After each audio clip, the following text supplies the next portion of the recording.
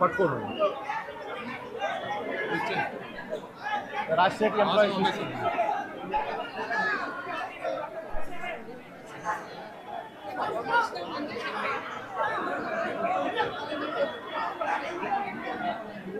Visakhapatnam steel ప్లాంట్లో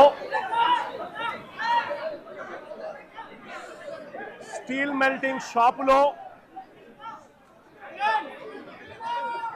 జరిగిన ఈ ప్రమాదంలో ఇప్పటికే దాదాపుగా 9 మంది చనిపోయిన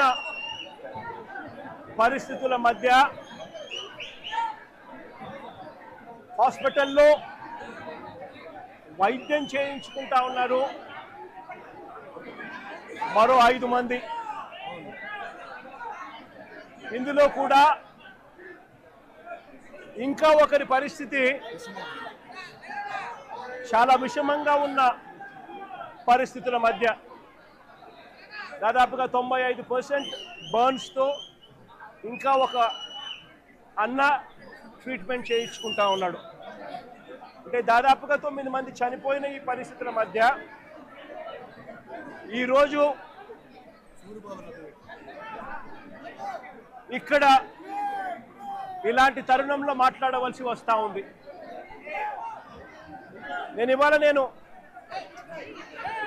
కొన్ని సూటిగా ప్రశ్నలు అడుగుతా ఉన్నా. మానవత్వం ఏమాత్రం ఉన్నా కూడా రాష్ట్ర ప్రభుత్వాన్ని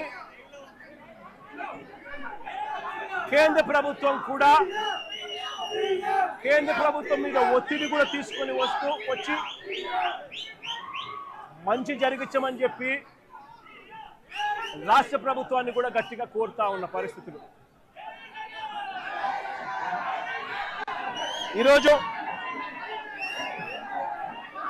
అందరం కూడా ఆలోచన చేయాలి.